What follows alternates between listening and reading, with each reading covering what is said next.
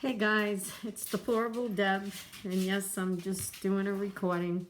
It's Saturday, 11/21.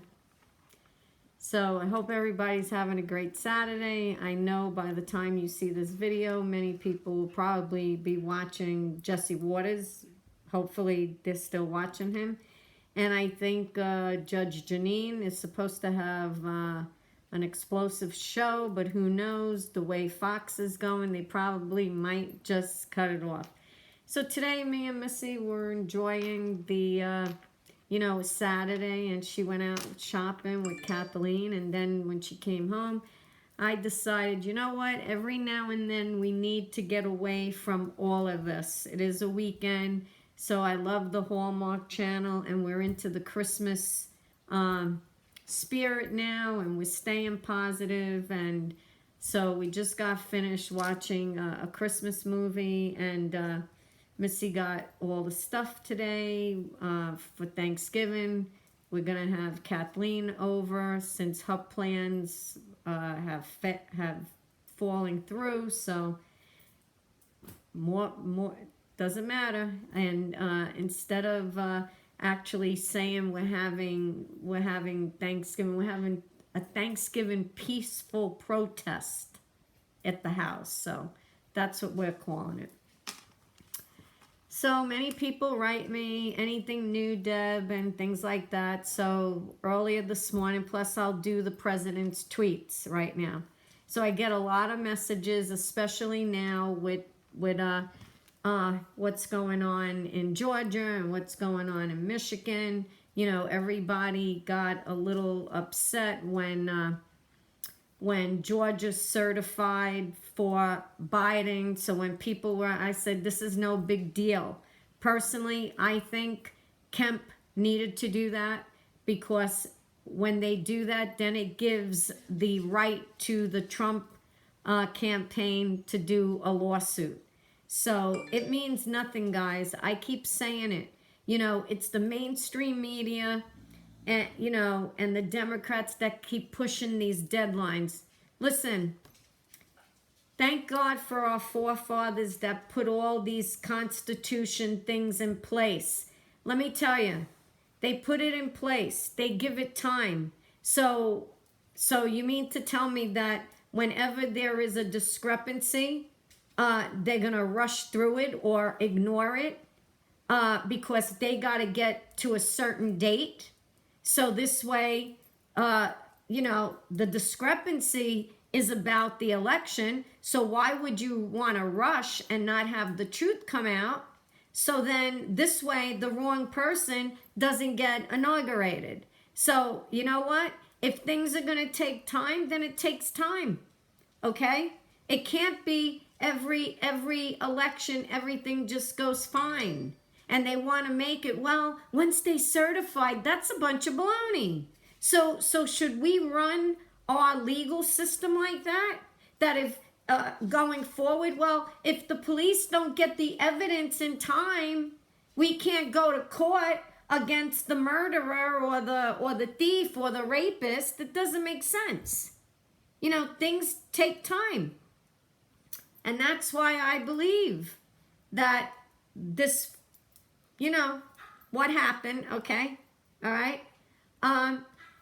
They knew that they're going to either get away with this because nobody's going to want to take the time. And I truly believe, guys, they did it to the wrong person. They decided to do this to President Trump. And sorry, we the people and him are not going to let them get away with it. And to be honest with you, I think there's more people. See, what's going to happen, it's going to show everyone the amount of support and the amount of American people that are behind the president. He is getting more support than you can imagine. Let alone today, I happened to go into, I think it's the evidence.com, and you could see mounting of evidence. I mean, it's incredible. You could actually go, I'm not going to post it because I believe that that shouldn't even be out there. It should be the right of the Trump lawyers that they present that when they're ready to go to court. You know, but right away, the fake media wants, well, what is it? What is it? What is the evidence? They know nothing about law or anything, and they can't handle it. I'm telling you right now. So let me tell you a few things here before I continue. So let me see today. I think there was a video. I love Linwood. So guys, if you can, try to follow him on Paula. Try to follow him on Twitter, because he's also, he is just putting out the truth there. I'll tell you now. I just love this. I don't know if you guys got to see it, but this is amazing. Supreme Court unveils new circuit assignments for judges. Here is the breakdown. And I'll tell you, this couldn't be better. You know, it couldn't be better. Yep. So if you go on, watch this. Let me just read you these, especially who's covering the you know, the states that are involved with this. You know, Amy Coney Barrett is in charge of Illinois, Indiana, and Wisconsin. These are the swing states. These are the states that are having the issue. Let me tell you about this one. Judge Brett Kavanaugh is in charge of Arkansas, Iowa, Minnesota, Missouri, Nebraska, North Dakota, and South Dakota. And then Neil Gorsuch is covering Colorado, Kansas, New Mexico, Oklahoma, Utah, and Wyoming. And Clarence Thomas, Alabama, Florida, and Georgia. Georgia. Clarence Thomas. Do you remember Clarence Thomas? Do you remember what happened to that poor man when they were grilling him? And does anybody, could you raise your hand who the griller was back in those days that actually made Judge Bork cry? Okay. Gee, anybody know? Yeah, that was Joe Biden. Sometimes when you do things wrong in your life, there's going to come a day, okay, that you're going to face what you did wrong. I just find this hilarious. So that was some good news. So today, let me tell you what great news came out. So this morning when I got up, the first thing was the president's tweet. And the president today, let me go to my page. It was the first post I did for you guys. The president tweeted. Let me make sure that I'm still on.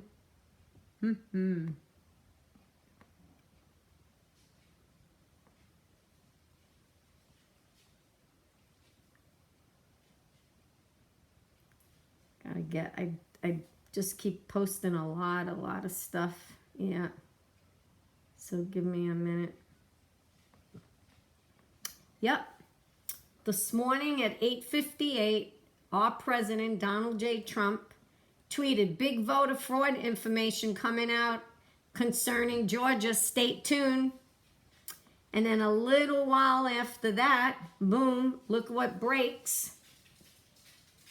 In new twist, Georgia governor urges audit of ballot envelope signatures to look for fraud. See? Brian Kemp also rallies behind future voter ID enhancement after certifying election results for Biden. Yep, he's now urging his state to conduct an audit comparing the signatures of voter applications and mail-in ballot envelopes to those on the approved voter file to determine if fraud occurred. And like I said, when the president keeps putting out that they're going after to try to stop these states from certifying, he does that so then they go and certify, and then he can have the lawsuits. Listen, I'm just going to tell you right out, the president is following the procedure.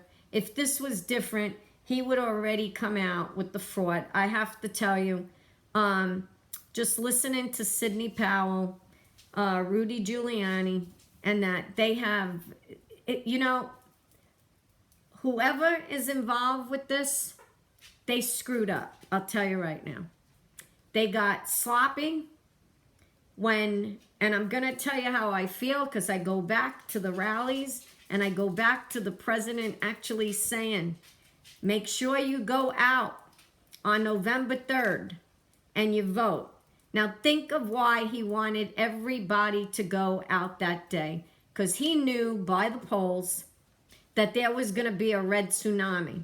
He knew that they were going to try something. When they saw all those votes coming in, whatever they did crashed the system altogether. That's exactly what happened. That's why they needed to see that amount. He knew what they were going to do. He knew that it got overloaded, and that's when they had to come in with these fake ballots. It's it in a nutshell. I mean, they're going to bring in, you know, people, how do I say, experts that can even tell you, mathematicians that can show the court that this whole thing with Joe Biden is not correct. That's exactly what they're going to do. They're going to bring in so many people. And you know what also gives it away? Is that Dominion, they're on the run. Why? You know, this is how I feel. If the Democrats have nothing to hide, why are they stopping? Why now? I saw a tweet tonight that, is it in Wisconsin or something, that they're sitting 6 feet away. How are you going to see anything? You know, it has nothing to do with COVID, okay? The thing is that, why are they doing that? Why on the night of the next morning of the election, after the election, did they stop the Republicans from watching? All of that. That's guilt. There's no other reason. Especially, it's always been when there has to be a Democrat and a Republican sitting there to watch the count. And they didn't allow it. Then they went ahead and ignored in Pennsylvania the court order from Judge Alito, because this is how defiant they are. They know nothing's going to happen to them. So like the guy said, you come closer, we're going to arrest you. Why would they do that? What, you know, do they really think they're going to get away with this? It's not going to happen. It's not, because we the people and the president isn't going to allow.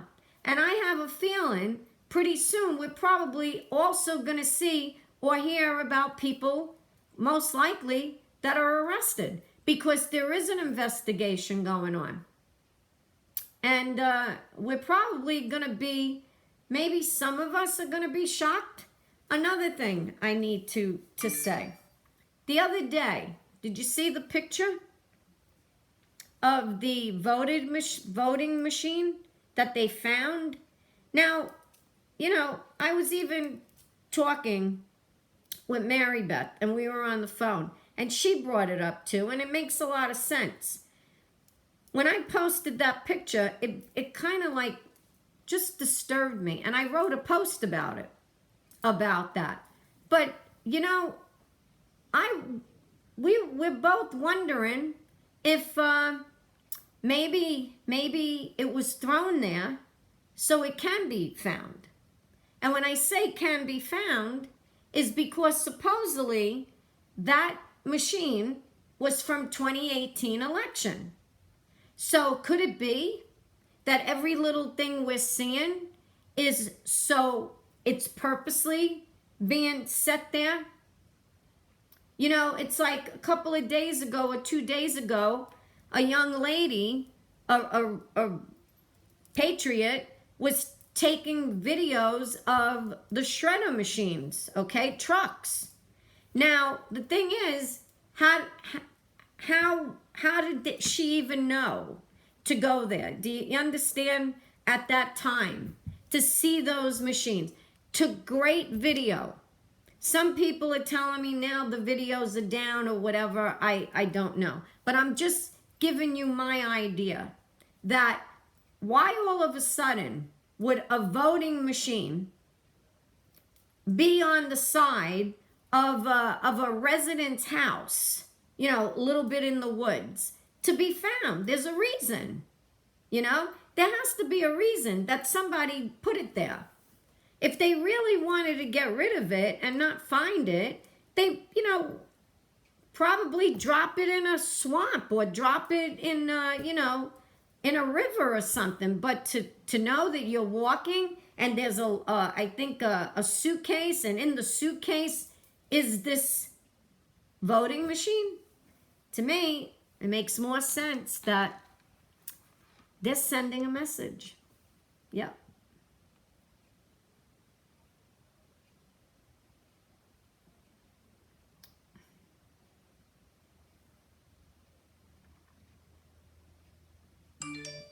So let me go back to the president's tweets and let's see what he has to say. Because I'll tell you what, he's staying positive.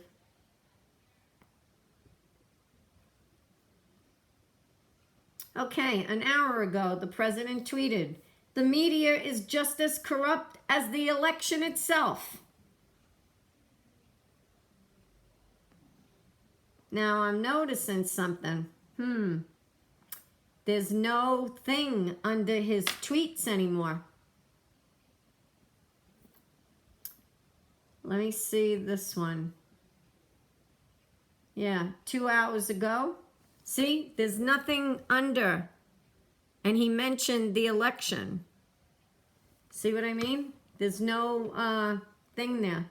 Okay, 2 hours ago. Fake news always forgets to mention that far fewer people are dying when they get COVID. This is due to both our advanced therapeutics and the gained knowledge of our great doctors, nurses, and frontline workers. 2 hours ago again, the president tweeted, "The fake news is not talking about the fact that COVID is running wild all over the world, not just in the U.S. I was at the virtual G20 meeting earlier this morning, and the biggest subject was COVID. We will be healing fast, especially with our vaccines." 3 hours ago, the president tweeted, "Joe Biden was a total disaster in handling the H1N1 swine flu. Would never have produced a vaccine in record time, years ahead of schedule, and would do a terrible job of vaccine delivery. But doesn't everybody already know that?" And how about this? I say, and I'm going to say it again, you are wearing a mask because the mainstream media has put the fear in you to wear it. Okay? There are people out there that if the mainstream media said, put a boot on your head and just go out there and do things for kicks, you'd put a boot on your head if it was to save your life. So right now, this is what we're seeing. They're scaring people. How come every year around this time do we ever see the mainstream media even giving a crap about the people that get the flu? And how many people are dying? Kids, young adults, teenagers, every age is dying from the flu. Do you ever see them say, "Whoa, we're in flu season. You better put a mask on when you're going shopping or when you're going here and going there"? Do we ever see during flu time where things are shut down? The economy is shut down. Church is shut down. No. Because this time, to get the fraud off of the election, They needed COVID. COVID. They needed to push up this virus, and I'm not saying there's not a virus there, okay? But this is what they do. They will keep having people afraid. The Democrats are going to do that because they want you to depend on them. They are the ones that are going to ruin people's lives. Telling you now, right now out there, it's not even COVID that's going to kill people. It's what COVID has done. Today, as me and Missy were watching the Hallmark station, and we watched the bridge, and just to see a Christmas village or to be out there, it even got to me. I was teary-eyed because even us now, over 7-8 months that I've been in a store, even to go to a mall, just to sit down, this is what they've done. This is conditioning. And it really has to stop. It really does.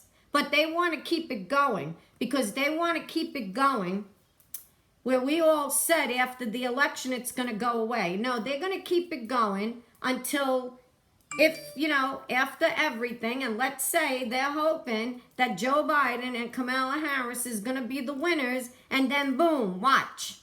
2 weeks after that, they're going to try to have people through the mainstream media think that, oh, look what Joe Biden did with the vaccine. Now COVID is gone. Give us a break. They really think we're stupid. The only thing I want to see gone after January 20th is the Democrats, the ones that did this, and the mainstream media. They need to be gone. They are the enemy of the people. They are. No two ways about it. They've destroyed things, everything. It's really sad. And they think they're fooling us now with this election as if Joe Biden won. Didn't happen. And the president 3 hours ago tweeted, now they come back with the claimer on the bottom.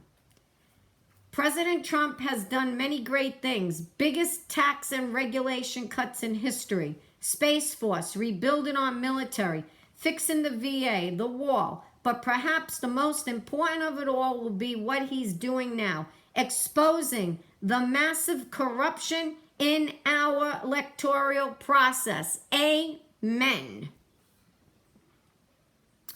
4 hours ago, the president tweeted, he's saying, watch, hundreds of activists gather for Stop the Steal rally in Georgia via Breitbart News. Big rallies all over the country. The proof pouring in is undeniable. Many more votes than needed. This was a landslide.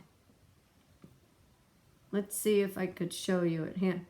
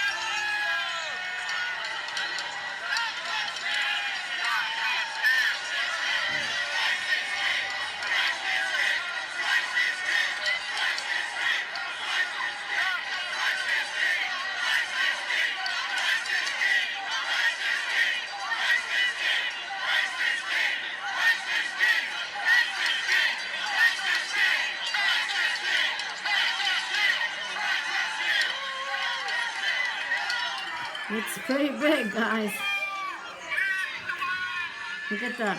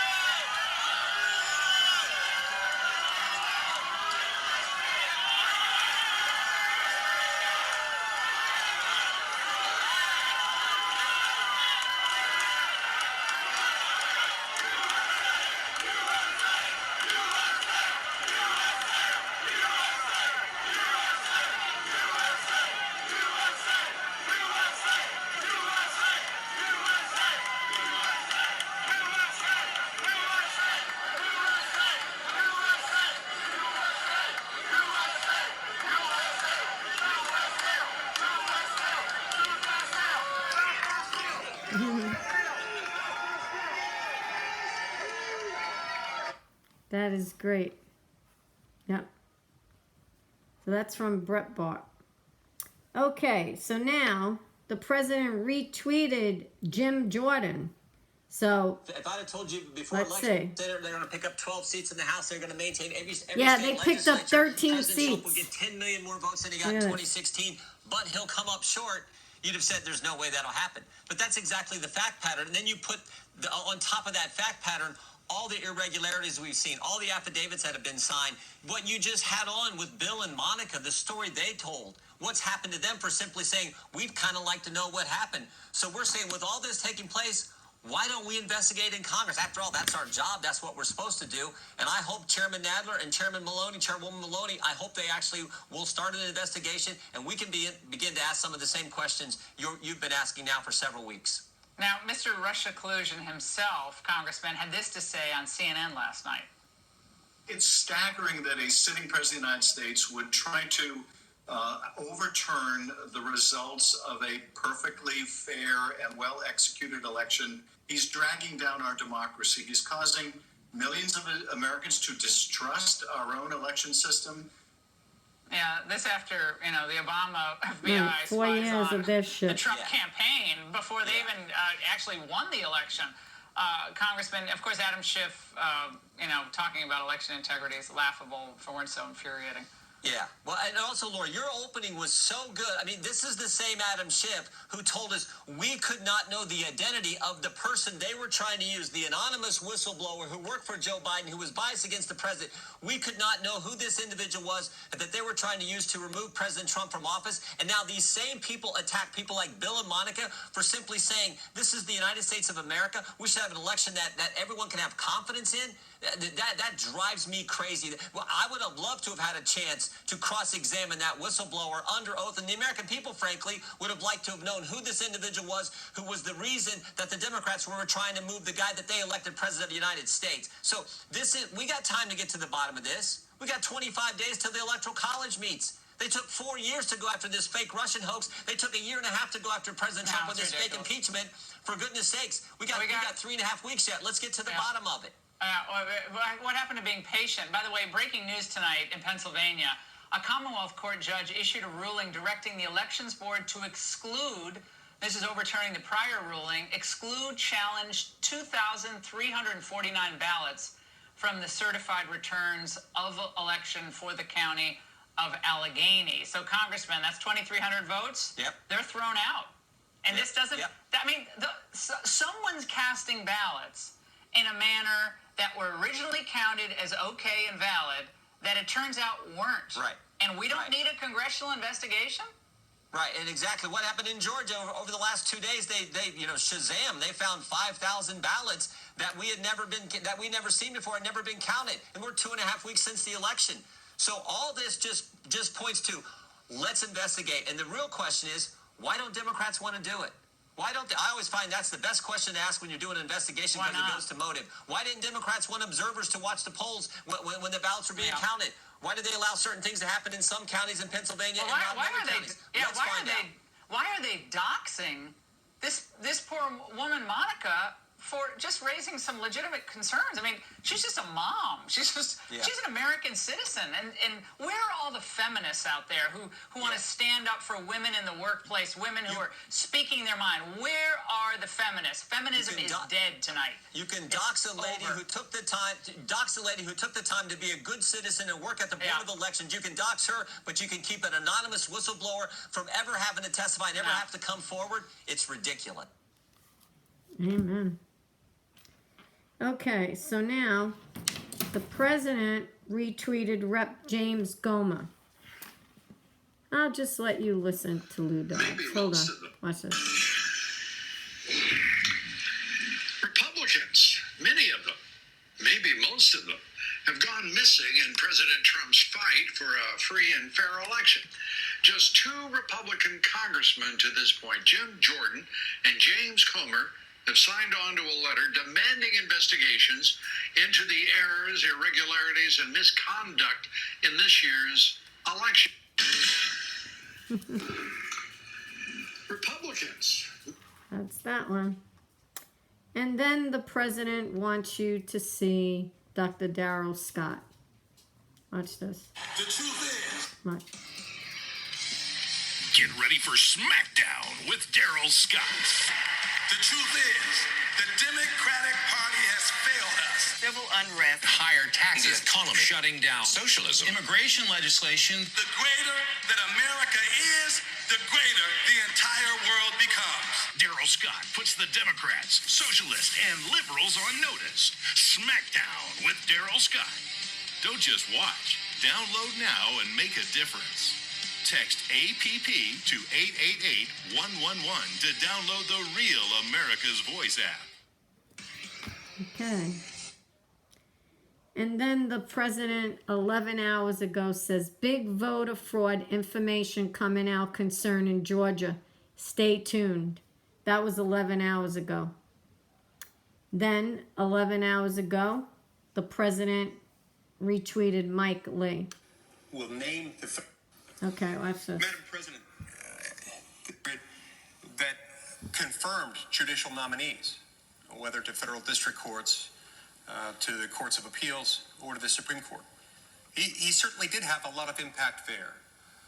But his impact even went further than that. You see, because he sought to be a mentor to people interested in the law and in public policy everywhere. His service had an impact certainly on me as one of countless lawyers and other people interested in law and public policy in this country. I remember watching proudly and with great admiration as he conducted himself as a member of the Senate Judiciary Committee during the Robert Bork confirmation hearings. He had a certain commitment to the rule of law and to fundamental fairness that would be owed to anyone nominated to that or any other judicial position. And he was willing to make sure that the Senate did its job and that it didn't get mired in the politics of the day. He has a great quote on this topic where he said, politics must not undermine the principles and standards we apply to every judicial nomination. I watched over the years, in part because I had first seen him participate in the Bork hearings. That got me interested in the Senate. In part because of that example, that got me interested as a teenager to apply to be a Senate page. I later became a Senate page, appointed by Senator Hatch. I got to see him carry out his activities as a member of the Senate Judiciary Committee. And from then on, I always watched with careful attention when he was handling a judicial confirmation hearing. I watched through the years as he handled the nomination hearings of individuals including Justice Thomas, Justice Ginsburg, later Justice Alito, my former boss. In each instance, he treated judicial nominees and literally hundreds of others like them with dignity and respect, but also with the amount of thorough attention that lifetime appointment to the federal judiciary demands. In addition to this, he also liked to try to foster in others a genuine interest in the law. I remember when I was serving as a law clerk to Federal District Judge Dee Benson in Salt Lake City, one of the brightest and most capable jurists ever to serve on the federal bench, whether in Utah or anywhere else. He was a good friend, a longtime ally and confidant of Senator Hatch's. Remember, while I was clerking for Judge Benson right after I graduated from law school, Senator Hatch came by and just held a roundtable discussion with all the federal judges. He not only seemed, but was in fact conversant on all kinds of issues of the law, not just the hot button issues that people think of when they watch the news, but he was delving into arcane details of the law that really made me proud to have him representing me in the United States Senate from the state of Utah.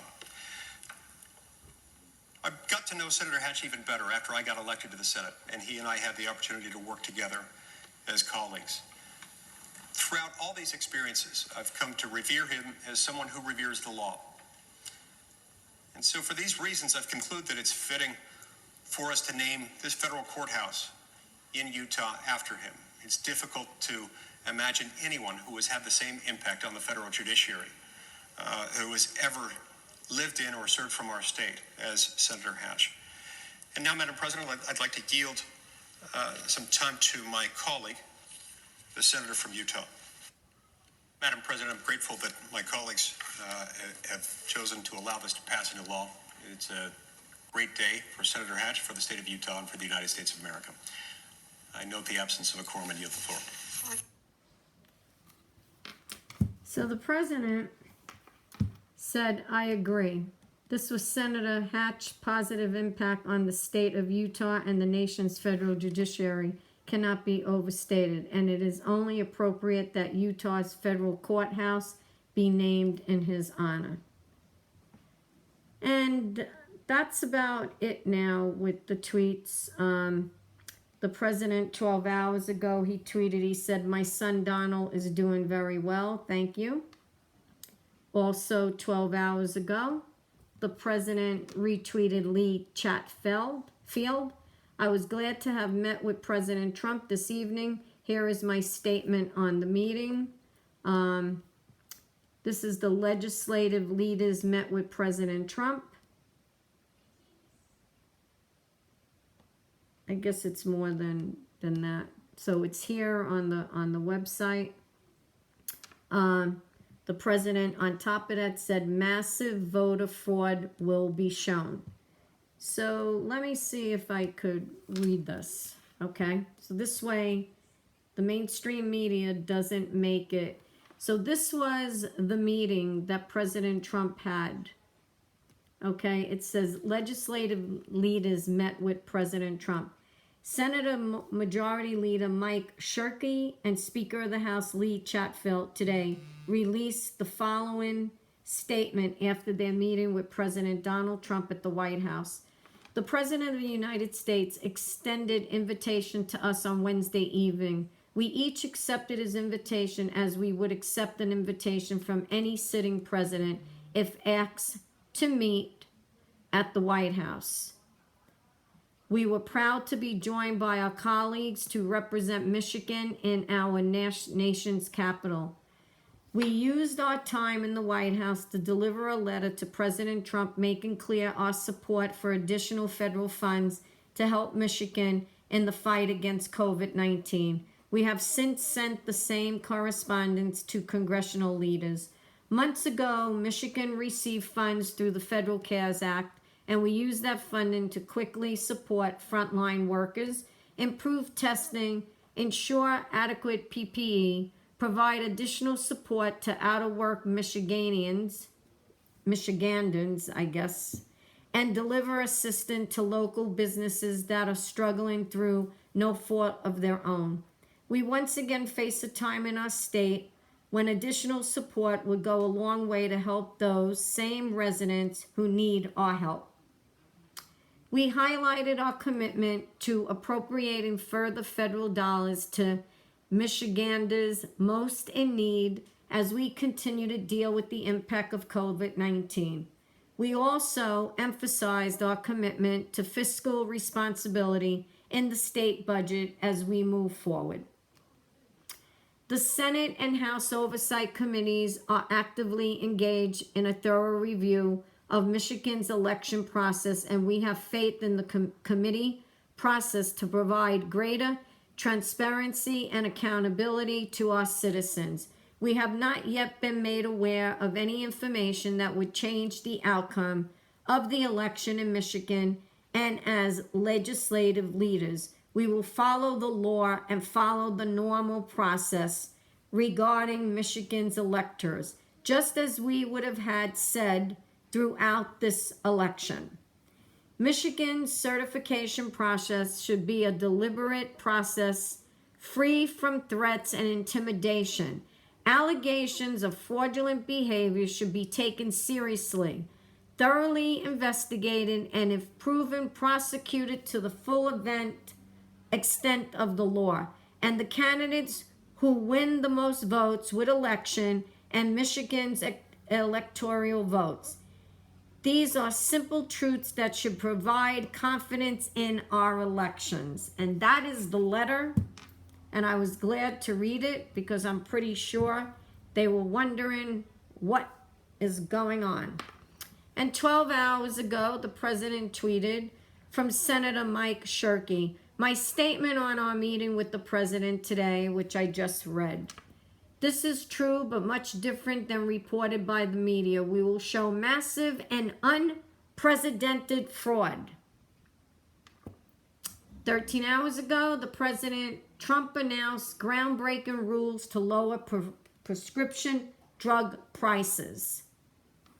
Probably many people on insulin and all of that. Now let's see about this. Okay, I got to show you this, and then that will be it. So watch this. Hold on. Back in play. Watch this. Thursday, hold on. President Trump's lawyer, Rudy Giuliani, announced the state of Michigan is back in play. On Thursday, President Trump's lawyer, Rudy Giuliani, announced that the Wayne County Board of Canvassers has, in fact, not certified the vote. Giuliani said there is not only evidence of fraud, but massive fraud in Wayne County, with many times the number of registered voters casting their ballots. The wildly contested battleground state, which Democrats have been calling for Joe Biden since election night, now appears to be up in the air, with odds favoring a Trump victory. So how did all this happen? Well, with ballot integrity under question in Michigan's most populous county, the two Republican members of Wayne's Board of Canvassers decided not to certify the vote on Tuesday. It was a huge decision, putting the state up for grabs again. But it also made the two Republicans, Monica Palmer and William Hartman, hugely unpopular among Democrats in the state. And what did the Democrats do?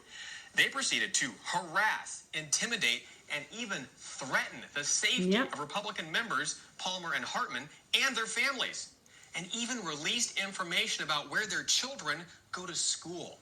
One woman at the meeting, Ashley Daniels, called them racists and went as far as threatening to come after their heads. Under that kind of duress, the Republicans buckled and reversed course, agreeing to certify the vote on condition that Secretary of State Jocelyn Benson would conduct a full independent audit of Detroit's questionable precincts. But as it turns out, Democrats basically had their fingers crossed when they agreed to the audit, and after the Republicans certified the vote, Jocelyn Benson turned around and told Palmer she didn't view the agreement as binding.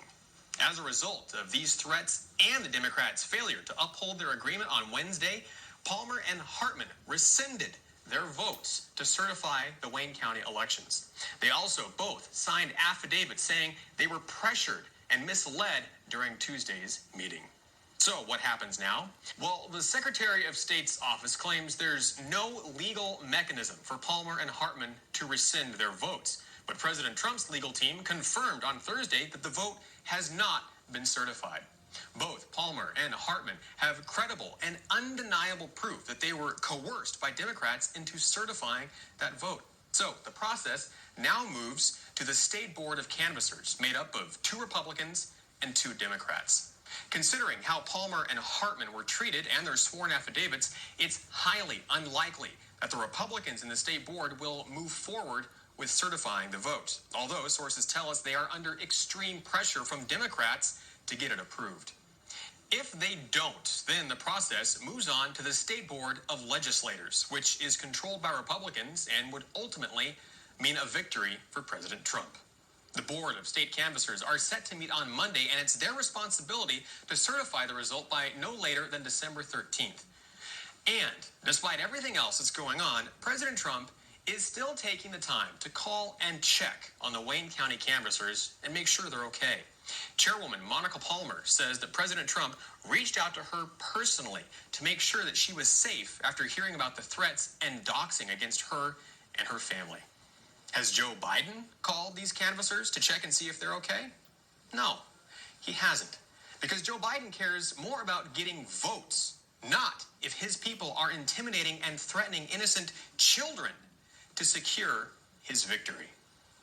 Whatever happens, the people of Michigan and the American people will be watching this process closely because the fate of the nation and democracy itself could hang in the balance. For One America News, I'm Pearson Sharp. And that's it, guys. That's all I got right now. And I'll leave off with that one. Wait a minute. Yep. And then I might be back with others. So have a good night. It's getting close to Judge Janine. I got to post this. That takes a lot of time. So talk to you later, or most likely tomorrow. And I hope you're enjoying the videos. This is the best that I could do, guys. Bye-bye. Love yous.